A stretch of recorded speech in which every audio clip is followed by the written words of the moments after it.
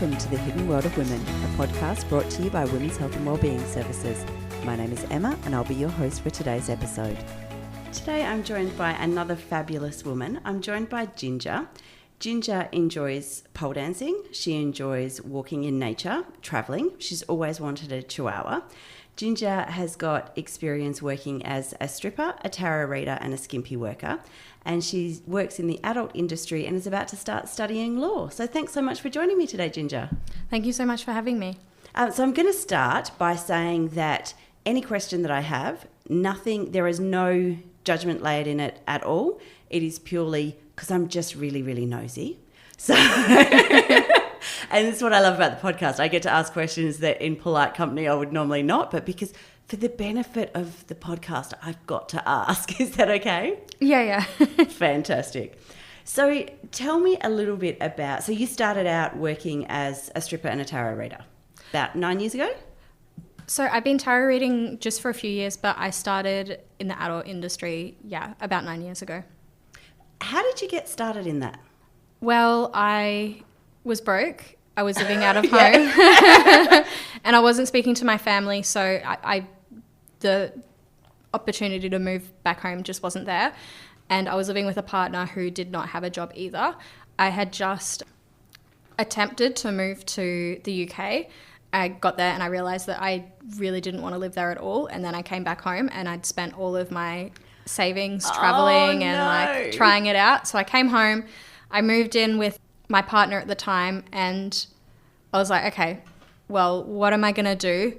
I don't really have the time to wait to be interviewed and then go through the whole process of getting a quote regular job. Yeah. And I wasn't really that keen on it either. I had just, before I moved to the UK, I had been working in a hospital as a food services attendant, and that really turned me off employment work pretty much forever.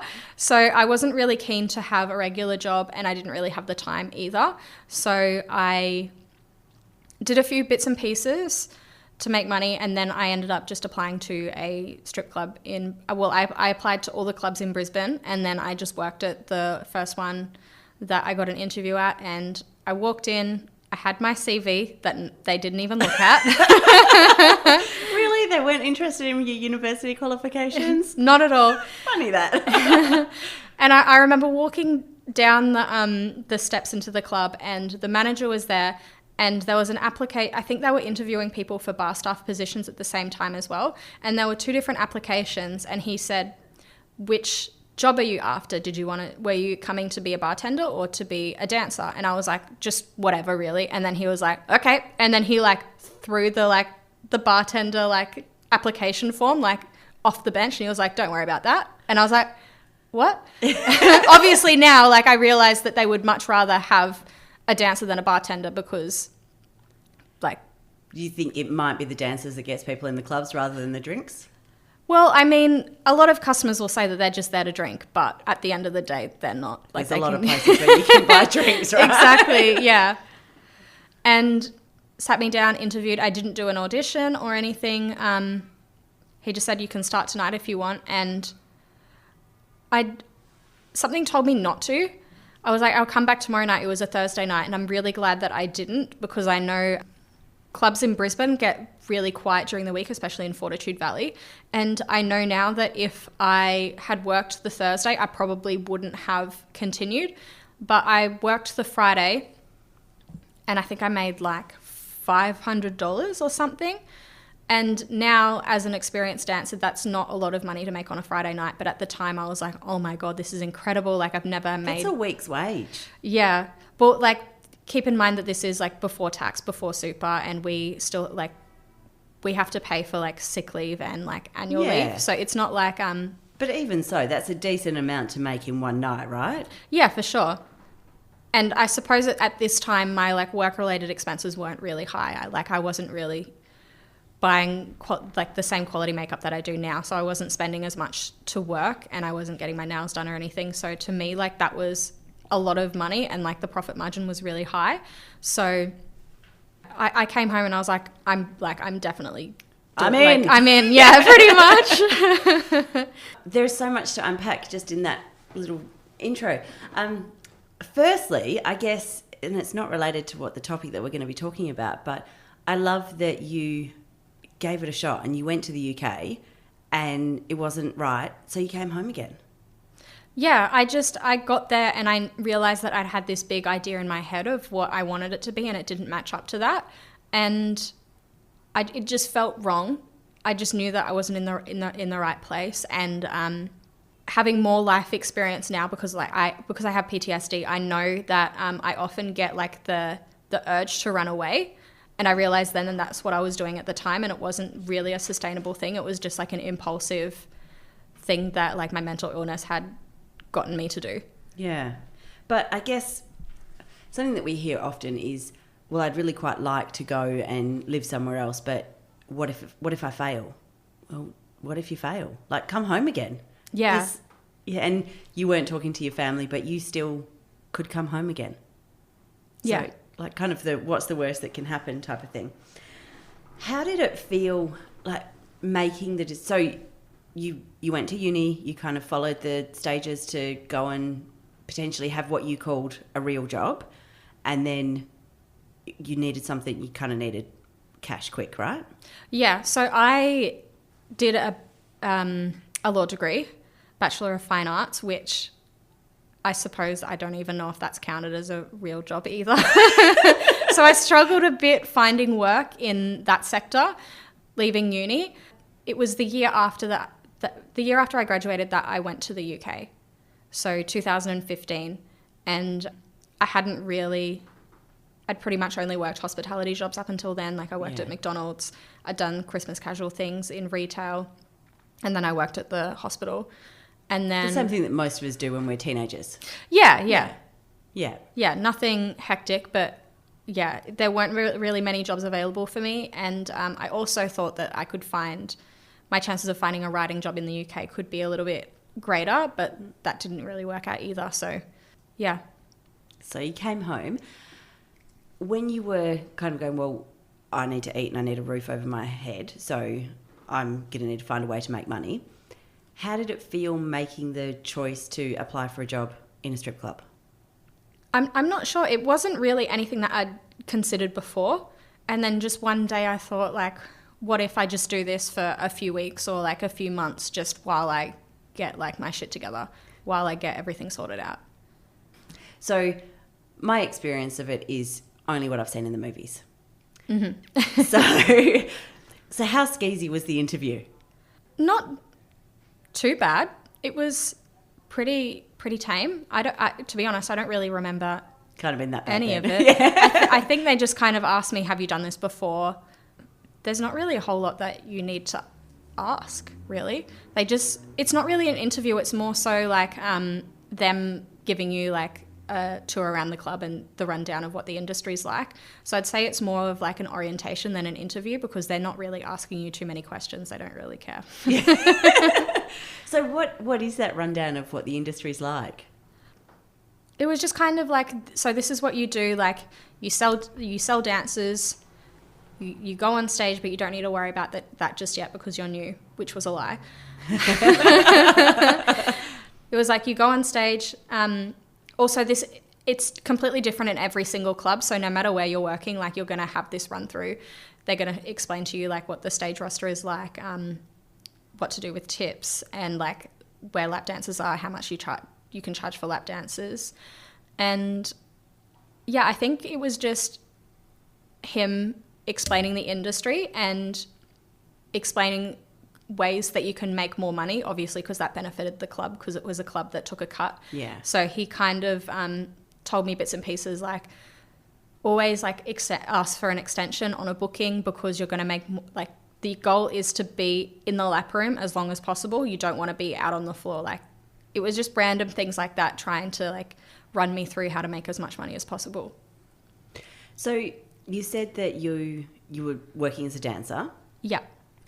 Had you done anything like that? You know, so I'm kind of thinking about 9 years ago, and there was DVDs going, because we had DVDs 9 years ago. There were DVDs going around like Carmen Electra striptease and, you know, Fit to Burn and those types of things.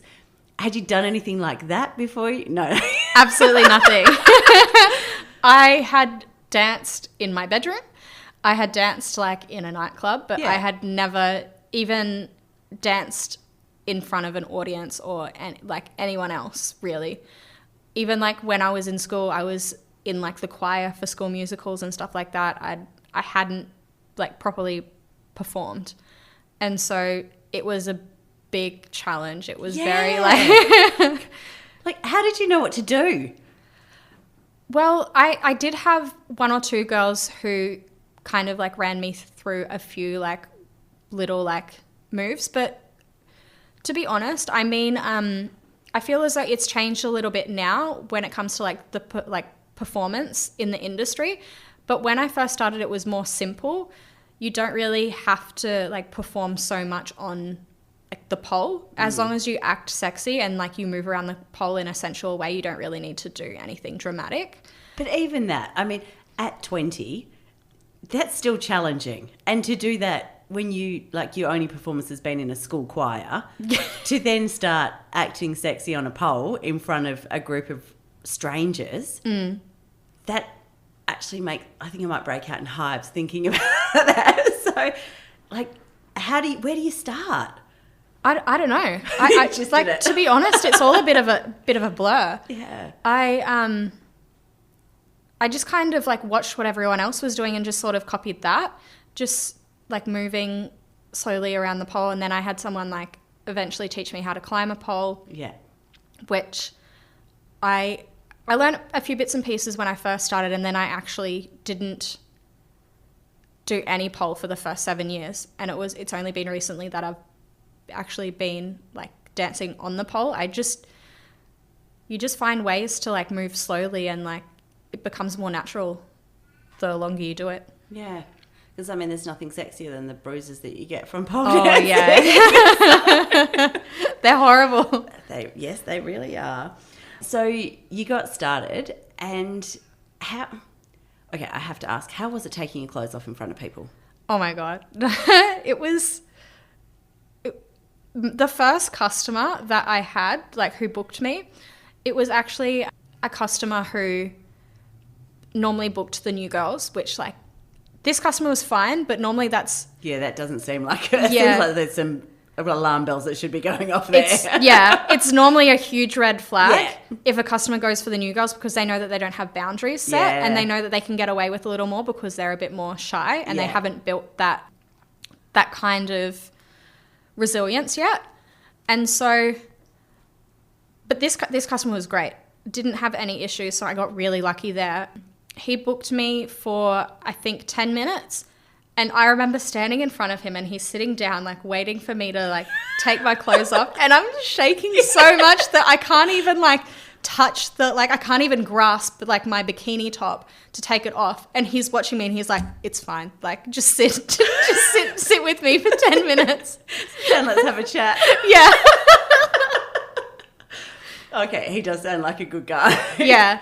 He actually came in, I was at that club for 6 months, and he did come in a few different times, and like we would always like have a chat, and like sometimes he would book me again. And he was like, I remember your first lap dance. And I was like, I don't want to talk about it. Trying to erase that from my memory. So it got easier? Yeah, it got easier. It took a little while, but I was a very shy person, so it was completely something that was out of my comfort zone. It took a lot of like mental work, and yeah, especially after the first few weeks, I had decided to go sober for the first time, and so like being in the club, something that was so challenging for me, and being sober, and I was someone who had been drinking heavily since I was 18. That were two very big things that I had to like grapple with at the same time. But I think in a way, getting sober made it easier for me, because I was more in my head, and I was more aware of what was happening. Yeah. Oh. I mean, like, more in my head, as in like more aware of what was happening around me, and more conscious. Yeah, right, okay. Yeah. I was like, no, if I'm running things over and over in my head, that's not good. Oh, that was my next question. Did you find that alcohol helped? But not if you went sober, so... Yeah, I've been through phases. Well, I've been like, there's been times where I have drunk in the club and times where I haven't, but I've been completely sober forever for the past few years. Well, I'll have a few drinks a year, but nothing like a full night of drinking. But yeah, I often found that when I did drink, it was when I didn't really want to be there. And I knew that like I had to like work on some things like mentally and emotionally to go to work, because if you're like, I knew that if I was using that as a crutch, it wasn't good for me to be in the club, because it's like, if you're using that to get through it, then the industry is not for you. It's not for you, yeah. But then I always say that, and then I think about like, I mean, it can be a bit insensitive to say that too, because there are people who are like in the industry who are in the industry to pay for, you know, like substances, and that I don't really want to invalidate that either. Oh, that wasn't how I heard it. So okay. Yeah, no, I totally understood what you meant. So you said that before, you said that you have PTSD and so you have the urge to run. How did you stay that first night? In the club? Yeah. If you were, you know, you spoke about being really nervous and shaking, and did you have the urge to run? I thought about it. I was like, I don't know if I can do this. And over and over, I was thinking like, why am I here? I was really lucky. There were these two beautiful girls that were sisters, and I should send them a message because we're still like in contact now. We still like follow each other on social media, but they were these Serbian girls, and they were so beautiful. They took me under their wing because they saw how like nervous and how like shy I was. They were like, okay, we need to have a talk to her because she's not okay. And they kept on saying like, you need to wait until like 11 or midnight. Like that's when people will start coming in. At least wait until then. And I spent the first few hours being like, I don't know if I can wait until midnight. Yeah. Midnight's a really long way away. And they kept on being like, hold on, like don't give up, don't go home, like just wait it out. And then so I did. And then everything worked out. So yeah. Again, going back to the movies, it portrays, you kind of got two people backstage. You've got the people like the sisters who you just spoke about, and then you've got the people who are like catty and don't want you there because you're a threat to their tips or their dancers. How does that match with reality? To be honest, I don't think those are really that realistic, even like saying that I did have that experience. But most girls are just indifferent, if that makes sense. Like there'll be a few girls who are like catty if you mess with them or if you directly get in their way, but it's rare for someone to like directly like attack or get angry at someone who hasn't personally done something. Most people are just kind of indifferent, especially because the industry has such a high turnover rate. Like there are girls like coming and going like to clubs all the time. Yeah. You'll find that like the friendlier people are normally like newer to the industry, and because I mean, we've all had experiences in the club where like we'll get along with someone really well, or like we'll think that we've made a new friend, and then like you go to work next week and they're not there anymore. Yeah. And so like a lot of girls get into like, they don't make friends with anyone because they've, you know, one, they're there to make money, and two, like they've kind of been like friendship heartbroken, if that makes sense. Yeah. Yeah. There's no point creating a connection if you're not going to be here next week. Yeah. So, and that was, again, so there is a high turnover? Yeah. Well, I mean, there was, I think since COVID, it's been a bit different, but yeah, I think now that things are becoming like a bit more back to normal, it also depends on the time of year. Whenever it's the slow season, people move around a lot because they think that like the club's stopping. Grass is always greener. Yeah, for sure. Were you working in strip clubs during COVID? No. So I was in Perth when everything shut down, and because it like adult industry is always the first to go when something like this happens. So I managed to get on Centrelink, and I just pretty much stayed on home for the whole lockdown. Yeah. I wasn't really given the option to work. One of the clubs in Perth that I wasn't working at was able to open. They found like a loophole. Yeah. But I wasn't working at that venue, so I kind of stayed You were indoors out of for that months. loophole. Yeah. Yeah. So you did that you've done that for quite some time? Worked in the industry? Yeah. Yeah. What have been some of the highlights of working in the industry? I suppose being able to travel. That is true. It is universal, right? Do you mean within Australia or outside of Australia? Well, I'd say, yeah, within Australia, you could easily go around and pick up work. Yeah. Yeah. There are some cities that are a bit more picky when it comes to who they let work for them. I've worked in every capital city in Australia, but I know a lot of people that have been turned away from clubs in Melbourne, and I actually haven't worked on the Gold Coast because there's 3 clubs there. One club won't take travelling girls. The second club takes half of your earnings, and I think that's disgusting. Oh, wow. And the third club turned me away, and because even though like I do make money, I feel as though there's nothing like on paper that would really hinder me from making money. I mean, like, I'm fit, I look after myself, but sometimes because I don't have like massive boobs, and because I'm not like super skinny, like some clubs have really old school. Okay, you really are skinny. Well, I mean, like tall and, you know, like slender, I guess. Oh, no, you are. Okay. I'll pay that you don't have big boobs, but you are very slim. Okay. Yeah, sorry, I interrupted you. Carry on. I think I just mean like because, I mean, you don't fit the old school stereotype of what, yeah. Yeah, and I think like my body can be a little bit confusing for some people because I mean like I'm small up top, but I'm like curvy down bottom, if that makes sense. So some people don't necessarily like that, even though I'm still like I can still make money.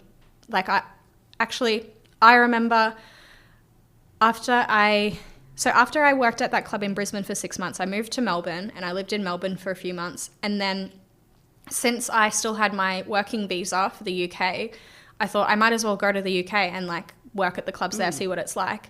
I did that, and I went to the States for a bit, had a holiday, and I came home and I went back to my club in Melbourne, and I'd just been in the States for 6 weeks. So of course I'd put on a little bit of weight, and then I got full rostered, which is a thing that's very like Melbourne specific. If you work at a club and then all of a sudden you go to send in your roster and they tell you like, sorry, the roster's full, there's no space for you, they're pretty much firing you, but like in a pseudo polite way. And I know like, well, I don't know for sure, but I'm highly like, it's pretty obvious that it was because I'd put on a little bit of weight. But the thing was, I made a lot of money that weekend. I made like more money than I did on an average night when I had been working there before. And it's just really silly how... I have it on good authority from quite a few men that men are not that picky. Yeah. You know, if there is a naked or semi-naked woman in front, they're happy. So Yeah. it doesn't take much to make them happy. Yeah, and that's just terrible being fat shamed. But, yeah. When you first started this, how did you feel telling people that you were doing this work now? I was actually really upfront and really like confident about it. I was very like, when there were situations where I felt like my safety could be compromised, Yeah. I was a bit more like shy about it. I just made something up, especially like talking to like random men. Yeah. I just say something else. But I was very like vocal and upfront about it, which like, yeah, I look back now and I'm like, wow, I really didn't care. Yeah, nice. Yeah. Did you have any negative experiences from family or friends? Or was that one of the benefits of not speaking to your family? Well, I ended up telling my family. I thought, look, well, things aren't great at the moment. It's not like I'm ruining anything. Now's a great time to tell them. I told them like within a few weeks, and they were not happy. Like my parents, it's a bit complicated. My dad pretends he doesn't know. He pretends that I do something else, but my mum has been very supportive since in like the years after that. Yeah. So yeah. Oh, that's awesome. I mean, look, I can kind of get where your dad's coming from, but it's awesome that you didn't have the negative experience of, you know, them disowning you or anything like that. Well, there were a few weeks there where I was like, I don't know, but yeah, it's been fine. Sorry, I think I cut you off. Highlights from doing it? Oh right, yeah. one of us got off on a tangent somewhere. Yeah, being able to travel, and I feel like I've learnt a lot about myself, because the thing is, when it comes to stripping and like working in the club, you're dealing with sexuality and you're dealing with money, which are two massive things that are very hard to comprehend and very hard to, you know, find confidence in yourself. And it's allowed a lot of my own like beliefs and my own insecurities to come to the surface, which has helped me work on them. And I know that there are a lot of things that I have learnt about myself and that I've been able to work through that I wouldn't have been able to outside of the industry. Yeah, no, that's such a good point. Like, they're two topics that women are very much taught that you don't talk about. Mm-hmm. So, and having to negotiate money, again, like, oh, we just don't talk. Like, I feel uncomfortable talking about money, and you want me to talk about money while taking my clothes off. Could I make this more difficult? So, yeah, wow, that must have been really challenging. Yeah, especially someone who found it really hard, like, talking about and like asking for money. And also I hadn't really like thought of myself as like sexy, or like I hadn't really like thought of myself in that way. And so like it also in a way allowed me to perceive myself like through the male gaze and become more aware of that, and allowed me to harness that in ways that worked for me rather than like ways that worked against me. Or worked for them, yeah, nice. Yeah. So any lowlights? Yeah. There's always people that show their true colours. It was really interesting. I remember I heard from my best friend about a lot of people who had been like talking, like saying things about me after I started saying that I was going off the rails. And the funny thing was, I was worse before I started stripping. I was like, my life was a lot milder. Like when I was getting naked in the club, I was doing worse things before. So I found that really amusing, but also like not knowing like if people are going to judge you, and also like being fetishized as well. I mean, like I've had issues. I mean, I've got an amazing partner now, but I've had issues like with dating before, because like men, they want the fantasy of like dating a stripper, but they don't actually want you to be a stripper. Yeah. And also my first partner, who I had been supporting, got very like, he ended up stealing my money, and because like money gets involved in so many like random different ways, like that can ruin like the relationships that you have and the people that you have around you. So I wondered how partners would go, and with the idea of other men seeing their partner take their clothes off. Well, to be honest, none of the relationships that the proper relationships that I've been in, my partners haven't really had an issue. There have been other things that like related to the industry that have come up, but nothing to do with like jealousy or anything like that. But I'm very picky with the people that I date as well. Yeah. And you look exceptionally young. So before we started recording, I was just, being really nosy and saying, oh, how old were you when you started? And I'm like, how old are you now? Oh my God. So you see in the show notes that Ginger looks like she's about 19, and she started when she's 20 and been going for 9 years. So you can maybe do the maths. Has that had positive or negative impact for you? Do you mean like the fact that I look young? Yeah. Yeah, well, I mean, when I first started, because I was 20, and even now... You must have looked about 12. Yeah, I had people who refused to book me because they thought I was underage. And like, to put into perspective, when I met my like current partner's parents last year, he's younger than me. His mother said to him afterwards, I'm a little concerned. She looks really young. She looks 18. Why are you dating an 18-year-old? How did they respond to what you do? I don't think they took him seriously at first. Okay. I think they were like, no, you're not dating a stripper. Yeah. But I haven't had any issues. We were actually on a show called Love Don't Judge, and we had like, I didn't interview her, but she was interviewed like about her perspective regarding this. And yeah, I think like her main concern is like, if I'm working in the industry, how am I going to have kids and balance that? But I've worked with plenty of women who have children, so I don't think that's going to be an issue. Yeah. And no, I mean, look, some of the women who I know who have worked in strip clubs, they have done it after they've had children because then their partner can be at home looking after the kids and they can work in the evening. And they certainly make a lot more money doing that than they do night film. Yeah. Yeah. And, you know, they've kind of said similar things, that you don't need to be able to get up on the pole. You just kind of writhe around it. So, yeah. So Love Don't Judge. Tell me about that. Well, I was contacted in, I think it was January of this year, to be on. I was asked if I had a partner, and I said yes. And they were like, well, we would like to like interview you and see how like people talk about how people have judged you for the relationship that you have, because you obviously have a job that a lot of people don't really understand.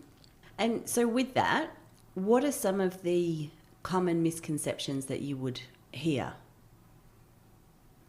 In regards to dating or the club? Oh, well, I meant the club, but feel free to share dating ones as well. I think I don't know, there are so many, I don't even know where to begin, but I think there's the perception that like we make all this money and like we don't pay tax, and that like we're just like living it up, and that like the work is a lot easier than it is, when it's actually really arduous work. Like it's a lot of emotional labor as well. Particularly me, I was going through a really like rough period last year, and I still had to go to work every night, and it's like you've got to pump yourself up and make yourself be like the happy like entertainer who's looking after everyone else, and you've also got to do a lot of like deal with a lot of trauma dumping from clients as well, and still like you can leave a booking with someone who's just told you like the most like horrifying story or like the most heartbreaking thing, and then you've got to leave that and be like, okay, I'll think about that later. And then you've got to go out like smiling and like laughing and being like funny and like joyful to the next person. Even like no matter what you're going through, like you've got to like put on a smile and like just use as much energy as you can to be. Wow. Like, yeah. I didn't even think about the vicarious trauma issues. And yeah, I mean, you hear about that sort of from hairdressers and people oversharing, but it hadn't occurred to me that you would be experiencing that as well. Yeah. Well, the way that I see it, strip clubs are the most socially acceptable form of therapy for men, because, I mean, like, not many men want to go to, like, professional therapy. A lot of them will go on a night out and they'll end up, like, talking to us and telling us their problems and kind of, like, using us as, like, a space for therapy. So we often, like, there's a reason why... Except you don't have skills in that area, you know? Like, you're not trained in that. Yeah. Well, I mean, like, I did get my, like, coaching certification, so I do know bits and pieces, but I'm obviously not, like, a legally trained, like, psychologist. Yeah. And I know that there are definitely girls in the industry who have a lot less knowledge of that than I do. And when not equipped, I feel as though, like, it would be really useful for, like, strippers to go through some kind of mandatory training. But we just kind of have to... deal with all the trauma dumping and find a way to, you know, give them the best that we can. Yeah. Yeah. How do you look after yourself from that? I'm very conscious of energy, and I'm very like sensitive to energy as well. So I've had to come up with a lot of strategies over the years in order to like cleanse energy from me and have stronger boundaries. So I have a practice where before work I'll like visualize like myself in a bubble, and like so that I can imagine different like thoughts and feelings from other people like bouncing off me so that I don't absorb them. And then when I get home from work, I'll like have a shower and like imagine everything like coming off me. Yeah. And also remembering that nothing has anything to do with me. Yeah. Still, that's a lot for you to take. Like I was kind of thinking that you would have to fend off drunk guys who kind of want to get their hands all over you. Well, there's that. Yeah. But, you know, that actually feels less difficult than having to hold space for people in that kind of industry where you don't have capacity to hold space for them, and you've got 10 minutes in a room. Yeah. I mean, it's funny because a lot of customers will say, like, if they book a longer booking and they just want to sit and talk for like half an hour or even a few hours, it's funny because they'll be like, let's just like hang out and talk. It'll be like the easiest money that you make. It's like, let's just like hang out. You don't have to worry about the dancing. Take my clothes off? That'll be so much easier. And I'm like, I would rather dance for 3 hours straight, you know? Yep, I feel ya.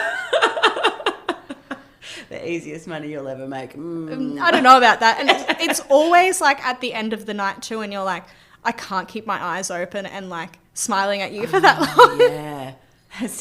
I've got an espresso martini with no martini in it. I'm just straight espresso. Are there issues with people who think that all strippers are full service sex workers? I mean, yes, because there are some clients who will come into the club and think that they are getting the full service, but and some women in the industry might get a bit offended about it, but it doesn't have. I mean, it's more of an issue with clients who have like a bit of a language barrier or are used to the clubs. I mean, like the brothels where they're from looking more like strip clubs, and they get their wires crossed, and it's a bit confusing. There have been times where like customers have tried to like pursue that, but as far as my experience has gone, like I've always been safe. I've always been able to get out of there.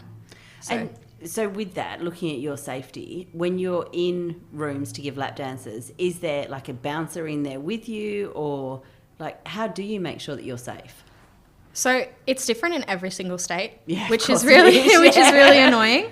So in Queensland, every time that you're getting naked, there has to be a controller in the room.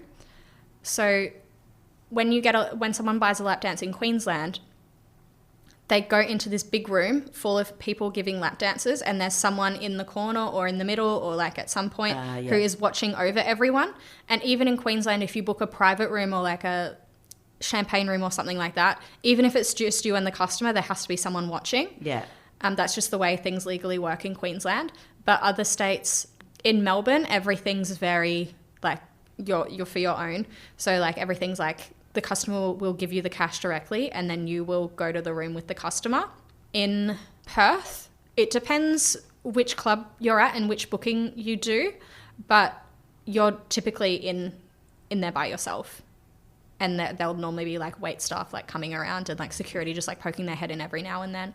But it's different everywhere you go. Sometimes there's someone there, sometimes there's not. And if there's not someone there, there'll normally be people wandering around making sure that like nothing's going on. Yeah. Because there's kind of two sides to that. One is when you've got those people that just want to sit and chat and tell you their life story. How is that when they've got like a bouncer in the corner type of thing? But also, how safe do you feel if it is just you and a customer in a room by yourself? I mean, I feel safe now, and also because I'm a lot more experienced, customers know that. Yeah. And the customers who are a bit sketchy, like they can tell that I've got strong boundaries. They can tell that I'm experienced. They won't go near me. Yeah, nice. And do you, like, can you pick and choose customers? Yeah, I mean, it all comes down to like your own like decision. I mean, if you're in a space where you just need to make whatever money you can, like you're going to be less picky. Yeah, but I mean, at the end of the day, no one. As far as my experience has gone, I haven't been forced to give it like a lap dance that I didn't want to, but I don't want to like speak on behalf of everyone. Yeah. No, 100%. You can only speak about your experiences. So yeah, definitely. And then, so you've left working in strip clubs and now you're doing skimpy work.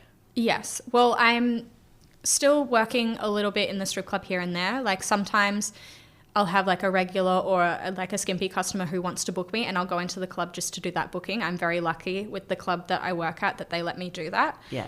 Because usually you have to go in and work the whole shift and like pay their house fee. Yeah. But I'm still hoping to do like a few like stripper trips a year, but not. Okay, what's a stripper trip? Oh, just like traveling somewhere and like working for the week, because I really like working in Darwin. It's like a working holiday type thing where you doing this to pay for you. Yeah. I mean, it's not really a holiday for me anymore because I've worked yeah. everywhere. I go to Melbourne a lot and I don't really do any holiday stuff there. I pretty much just work, but it's nice to like mix it up and yeah. Look, I think the term working holiday is an oxymoron anyway. So definitely. Do you do things like private parties, bucks parties, things like that where you go out to different venues? I don't really. They're not really my thing. Also, now that I'm not in the club anymore, I don't like the thought of entertaining people privately is not really drunk like, men at a party. I'm like, I don't think so. Not today. I think I'm going to paint my nails. Why did you choose to shift over to skimpy work? Well, it was a few different reasons because I was mostly working in Melbourne, and so I was like flying over every second week to work there. It was a combination of things. I mean, I felt like every time I worked in the club, I just got sick, and I felt like my body was telling me to stop. I also I didn't really have the passion for it as I used to, and I also found that a lot of clubs were, with the recession and everything, they were trying to take more and more money from us and limiting the amount of money that we were profiting from each shift, and I felt like it just wasn't worth it financially anymore with the clubs choosing to, take so much more money. And I also got really tired of going to bed at 7 a.m. I wanted to get my days back. So, yeah. Oh, yeah. Yeah. Is there a lot of skimpy work around in WA? There's quite a bit, yeah. And, there's pubs, all around Perth, and then you can, travel up north and, down south and take, jobs there. Yeah. Yeah. And one of the other things that you mentioned was work-related expenses. Yeah. So tell me about that. Well, I'm a bit high maintenance now, so my work-related expenses are pretty high, but because we work in the outdoor industry, we're often we have to play up to certain beauty standards. For instance, makeup, false eyelashes or eyelash extensions, lipstick, nails. Your body, as per industry standard, has to look conventionally, it costs a lot of money to look to fit into industry standards. So, and it looks like a lot of work as well. Yeah. Well, I mean, that's what I found when I was in the club. If I was working every weekend, it was I was always going to appointments during on my days off to maintain it. I'd have nail appointment, hair appointment, this and that, and I'm I'm not getting paid for this. In fact, I'm paying for it. It's costing me this much money to go to work. Yeah. And also, you got to factor in house fees and travel expenses if you travel for work. Advertising. I mean, I saw something on social media the other day about how strip clubs have offloaded their advertising and their marketing onto the dancers themselves. Oh, wow. So it used to be clubs advertising, but now most clubs will convince the girls to set up a strippergram and post on Instagram and get the customers in when that's actually their job. So you have to pay to be there, and then you also have to organise getting your customers there as well. Yeah. Oh. That doesn't feel okay. This is what I mean. I just feel a lot of clubs have a lot higher expectations for us, and they're also taking more of our money. And I was just this is not how it should be. Is it unionised? No, not really. That's a bit of that's an interesting question, because I know there have been people who have attempted to unionise, and there have been unions on and off, but they're not really as they're not really as regulated.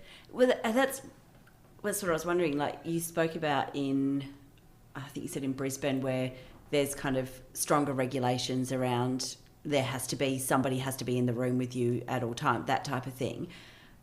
How regulated is it here in Perth? And I guess I'm also wondering, if there was a union, would they just hire girls that weren't part of the union? Yeah, that's the thing. A lot of women in the industry are afraid to speak up or object to certain things, because they know that strip club owners and managers treat us like we're disposable, and they're well, there's such a high turnover, there'll just be another girl coming through. And so a lot of girls are scared to speak up because they might lose their job, and because they've become so reliant on the income, they don't want to be left out in the cold. Yeah, and I mean, that's certainly the picture that I was getting from, well, it wasn't an interview. You turned up, are you prepared to be a dancer? I know obviously that was quite a while ago and things may have changed, but you turned up, are you prepared to be a dancer? Great, can you start at 8? So yeah. like it's, well, sure, if you don't want to do it, that's fine. There's 5 girls who are waiting who are happy to come and take your place. Yeah. Trying to unionise that would be really difficult. And so you're going to go from that to law? Yeah, well, I mean, I'm hoping to study law part-time, so I'll still, like, be in the industry and doing bits and pieces. I'm actually going to be working a lot over the next few months to, like, save up to afford it. Yeah. So I've got, like, a few, like, trips planned, like, work trips planned between now and then, but I am hoping to do, like, a few skimpy shifts a week and, like, some OnlyFans stuff while I'm studying as well, so that I can afford, like, to... Oh my goodness, OnlyFans, that could be a whole episode all by itself. So that's a big shift to go from stripping for 9 years to law. Why now? I'm not sure. This is something that I've been trying to, like, answer myself. Like, I've been asking this question, like, over and over in my brain, and I can't really comprehend. It was just, like, something that, like, it clicked for me. And because I've always been, like, very, like, vocal, like, in the clubs that I've been working at about, like, rights in the industry and, like, unfair treatment. And I think that sense of justice has, like, powered me to study law. And also I'm a Libra, and, like, it's just that's what just like yeah, fair enough. It's, like, the most common job for a Libra. So I was like, okay, I might as well stay true to my roots. So I'm just going to lean into it. And going back a little bit, you spoke about coaching, and you spoke about doing some stripper coaching or industry coaching. So can you tell me a little bit about that? Yeah, so I actually started a stripper coaching business during COVID. It was, you know how you said before about, like, maintaining, like, energy and not letting it get to me. Because I knew that every time I'd taken a break from stripping, even if it was for a few weeks, I'd never really taken a long break from stripping, but every time that I was away from the club, I always felt so much better emotionally and spiritually. And I knew when the clubs closed for COVID and, like, we were all locked down, I was thinking to myself, okay, whatever I do now, I need to make sure that I maintain this when I go back to the club, because I'm, like, it's going...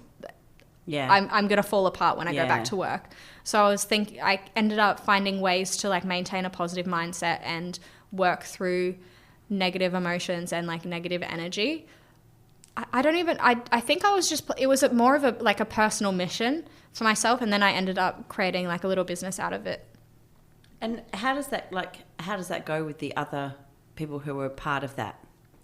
What do you mean? Like, do you find that the other women who are part of that, who are your coaching customers or coaching clients, do you find that they're receptive to kind of, like, that they're experiencing similar needs of going around mindset or dealing with the vicarious trauma, those types of things?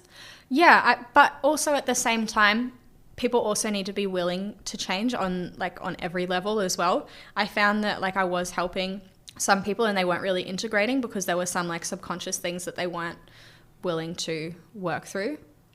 Yeah, I call those the yes but people. Yeah, a lot of that. Yeah. Yeah. You just think, oh, just give me a wall, I can just bang my head against it. Yeah.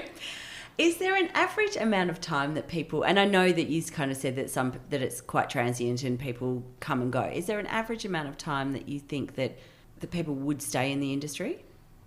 That's a really difficult question to answer. Yeah, I thought that as I was asking it.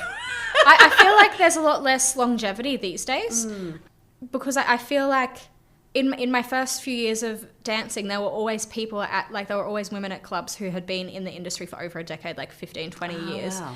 And those kind of dancers are few and far between. Like, there's a lot of clubs that I've worked at in the last year or two, and I'm like, how am I the most experienced one there. Like, I know I've been dancing for longer than average, but there's always that one who's been kicking around for years and years. And I'm like, people just aren't staying in the industry as long. And I feel as though it's not as like sustainable like financially as it used to be, especially like with the cost of living. And so if there are, I mean, you've just said that you're not sure that it's as sustainable as it used to be, but if there are, well, whether it's men or women who are interested in looking at this as a career option, what are some of the thoughts that you would share with them? To be honest, I don't really like giving advice to people who like are new to the industry or hoping to go into it, because I feel like I learnt so much diving into it headfirst, having no idea. And that's where you build that grit. That's where you build that like that trust in yourself. And you need that in the industry. You need to have a backbone, and you need to like go through some really like hard things and learn a lot of the hard lessons by yourself. So I've heard you talk about backbone, grit, resilience, boundaries. It doesn't sound like an easy way to make money. No. In the movies, it looks like an easy way to make money. Yeah. I mean, like sometimes there are nights that like money will be really easy, but you've got to go through a lot of like really tough nights as well. Yeah. Yeah. And if there are people who are listening to this who have a friend or a relative who want to get into the industry, what advice would you have for them as to how to respond to that? As in, so someone that they know is going to go in the industry. I would just say that you support them, and that like tell them that, I don't know, I think all you need to say is that you support them. Like, you don't need to make a big deal about it or anything. Just know that like you're there for them and that you're thinking of them.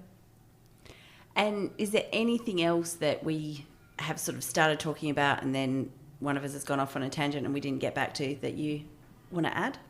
Or anything that we didn't start talking about and you want to add?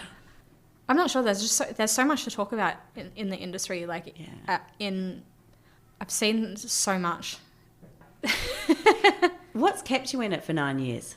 I think it was the fact that I was like traveling and able to, because I know that if I'd stayed in Brisbane, I probably wouldn't have been in the industry as long. But I know, like, because I was given the opportunity to like travel and mix it up, it made it become less boring, and it was like still able to be exciting.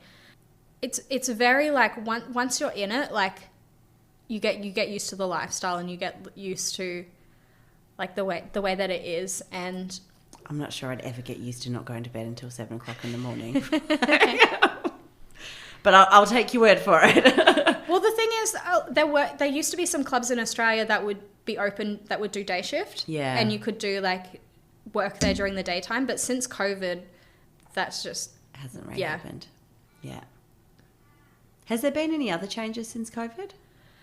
So I've just got this mental picture, and it's really inappropriate, but I've got this mental picture of you kind of dancing behind like a riot shield. You know, it's like... Oh my God. Sorry, you know, because that's what they had for the checkout operators and that kind of thing, to try and protect them from COVID. Yeah.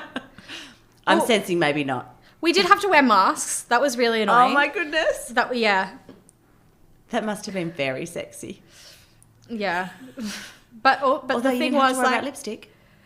Oh, I still did. I'm like, I can't not do lipstick. I still do it anyway. Because it's like we were allowed to like move the masks to drink, and it's like, you know, but the benefit was if it was a really long night, you could yawn and no one would be able to know. There's always a silver lining. Yeah. Yeah. But after COVID, I think like the biggest change, I don't know what it was, but I think it was just like everyone being home during quarantine, and either like reevaluating what they wanted to do with themselves and like having more of a like, why not, like, I'm only going to live once attitude, or them spending so much time like on social media, because I know that there were a lot of like strippers on TikTok, and like people were consuming a lot of like stripper related content during COVID. There was an influx of like very new girls. Like total, really? Wow. Oh my God. Yeah. I mean, like, I still see it now. I've got a TikTok and I've posted stripper stuff on there before, but there's a lot of like out of context like money counting. I have a YouTube channel and I used to post a lot of stripper vlogs, and I would like talk about my night and I'd count the money at the end. But I found like there's a lot of money counts on TikTok and they don't talk about the night and they don't provide context to the money that they've made, and that creates a bit of a misunderstanding. And I'm sure these people don't mean any harm in it and they don't see the implications that they could be creating, but it glamorized the industry in a way that a lot of people entered the industry, and there have been like there's been a big influx of new girls, and I don't think a lot of the really experienced dancers came back after COVID either. So I feel as though the demographic in the club is very like young, and there's just a lot of people who have come into the industry with different expectations since COVID. And another thing as well, I don't know what it is, if people like bought poles during COVID, or they were just watching like so much like they got really into like wanting to be a stripper, and they were like, okay, like I'm going to go in there and I'm going to like have like a pole routine ready. I'm going to know tricks and this and that. But since COVID, everyone everyone gets up on the pole. Like everyone's doing like pole dancing. And before COVID, it was like you'd have a few girls at the club who were really good at the pole. Everyone else would kind of like do a trick here and there and like kind of go around the pole. But since COVID, like everyone's amazing on the pole. And I'm like, what happened? Setting the bar too high. Let's drop these down a little bit. And I've heard like a lot of girls complain, like a lot of the older girls complain, I miss the days when we could just like, you know, walk around and look sexy and we'd have money thrown at us. And now like, if you're not like upside down, no one wants to tip you because they're like, but the other girl did that, you know? Yeah. Good on the other girl. Yeah. And pole dancing's really hard. Yeah. Anything else that you would like to share before we wrap up?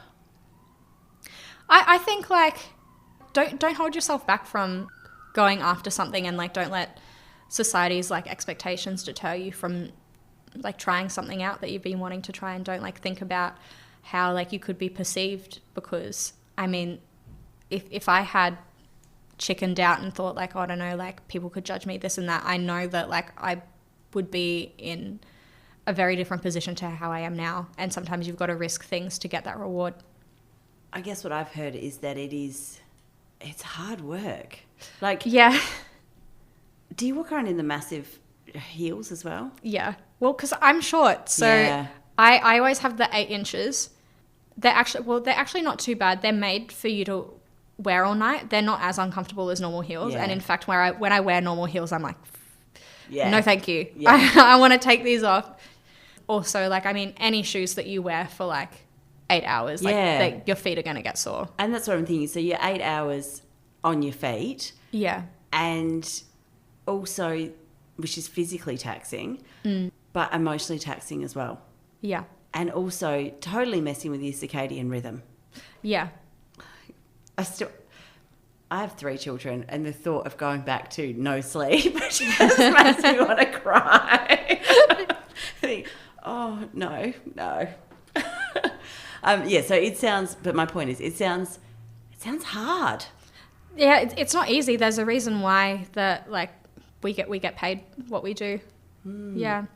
And I'm supposed to be finishing up, so I've got to stop asking questions. But the cost of living is raising, you know, exponentially, and it seems by the day. Has that impacted tips?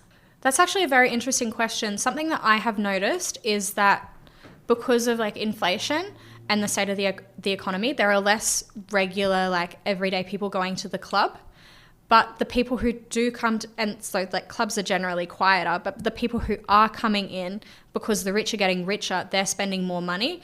So I found, especially this year, I mean, I haven't really been in the club very much since June, but for the first 6 months of the year, I noticed that the clubs were really, really quiet, but like people would be coming in, and the people who did come in would spend. So like you would make, like you'd scrape the bottom of the barrel one night, and then you'd have an amazing night the next night. So it would be like very up and down. Yeah. Is it better energy if there's more people in there? Is that like asking how long's a piece of string? I don't particularly think so.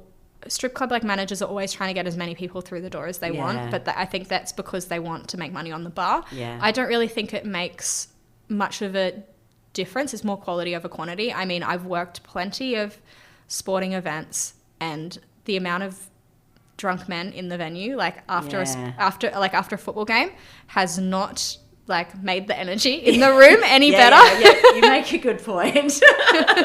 Yeah, fair call. All right, I'm going to stop asking questions now and just say thank you very much for all of your time and letting me ask all of those questions. And I learned so much. Yeah. Yeah, so thank you very much for sharing all of that with me today. No worries. Thank you so much for having me. Thank you.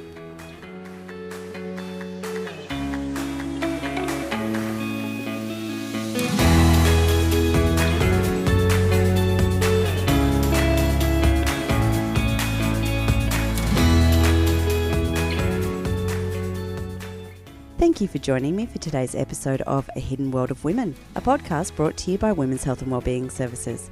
For more information on the services we offer, head to whws.org.au or Women's Health and Wellbeing Services on YouTube and social media. Looking forward to the next episode where we uncover the hidden world of women.